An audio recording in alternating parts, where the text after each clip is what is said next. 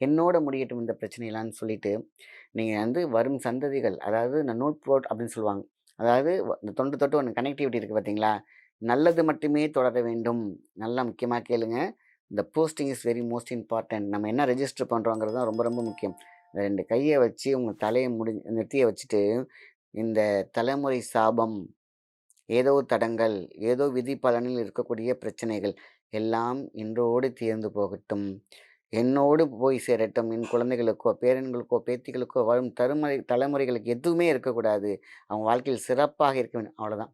ஆலமரத்தில நீங்க சொல்ல வேண்டியது அது மட்டும் தான். இதில தான் யுனிக் என்ன இருக்கும், உங்களுடைய ஆற்றலும், ஆன்மாவும் கேட்கும் திறன் ஆலமரத்துக்கு உண்டு.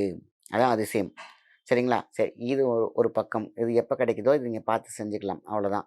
முடிஞ்சிச்சுனாக்கா, ஆலமரத்தில கொஞ்சம் நேரம் 2 மினிட்ஸ், 3 மினிட்ஸ் உட்கார்ந்து இளைப்பாறும் நேரத்தில் உங்களோட கான்சன்ட்ரேஷன் உட்காந்து மொபைல்ல நோண்டிடாம, நீங்க அதில மரத்தோட கொஞ்ச நேரம் பேசுங்க.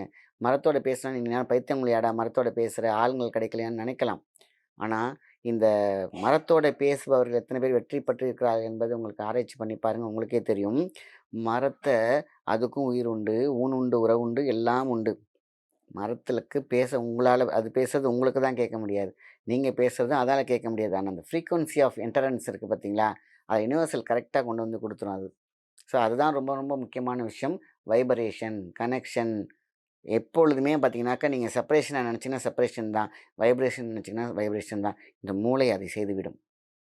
கனெக்டிவிட்டி இந்த உலகத்தில எங்கேயோ ஒரு மூலையில இருக்கக்கூடிய எந்த ஒரு ஜீவராசிய கூடயும் இந்த மூளையால கனெக்ட் பண்ண முடியும்.